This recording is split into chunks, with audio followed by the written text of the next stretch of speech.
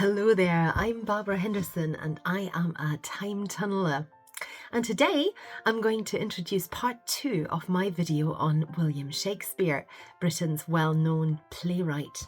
So I'm a bit of a fangirl, I've got to say. I've got my little Shakespeare portrait here on my desk. I am drinking my tea out of a Shakespeare mug, and I have always been fascinated by William Shakespeare, and particularly his love for the theatre.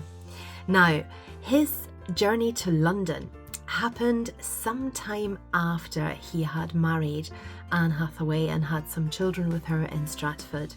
We know that by 1592 he's in London, working there in the theatre.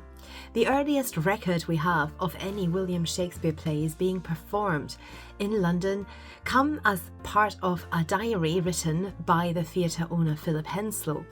He owned the Rose Theatre, which is on the south bank of the Thames, Bankside, and there Henry VI was performed in March 1592. He also starts being mentioned by other people, notably another playwright called Robert Greene, who clearly was jealous and called him an upstart crow, beautifying himself with the feathers of others.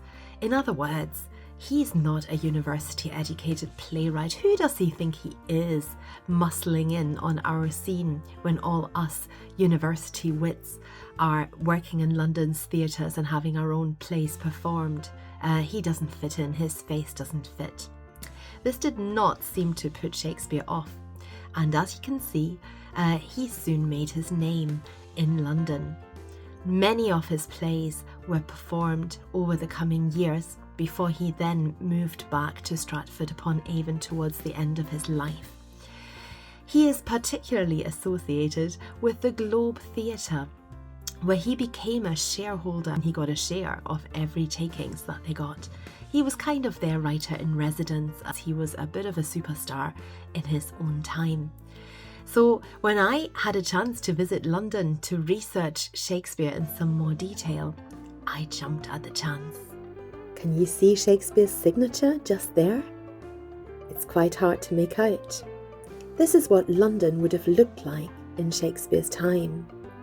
And here is a fantastic machine they used for making thunder in theatres. You see the ruffs that people wore around their necks. And there are exhibitions at the Globe Theatre about the music they used and the instruments.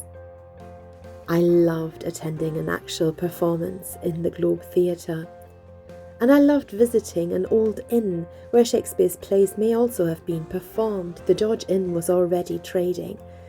But this is me outside the buzzing Globe Theatre, rebuilt near its original site.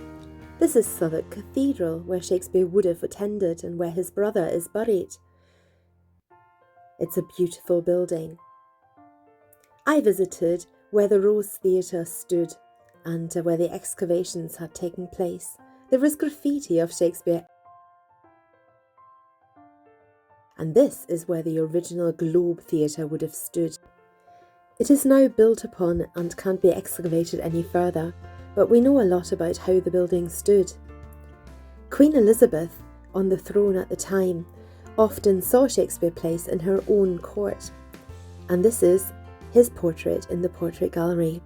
I also visited the British Library, where his original folios and manuscripts can be found.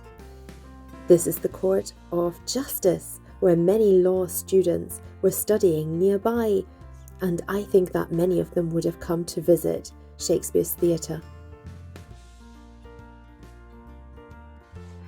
Now for your writing challenge.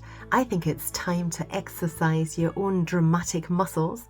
Think about an advert that you can create. You could draw it, you could even record it, act in it, and film it. Make it an advert for Shakespearean London and particularly the world of the theatre. How could you entice a visitor to come and see a play in one of these theatres? Remember what I showed you? The Globe Theatre, the pictures, what might draw people there?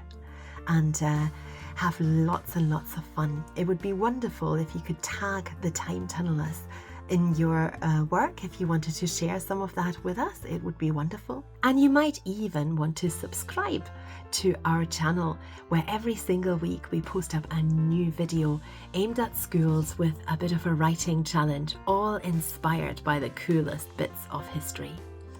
Until next time, bye bye.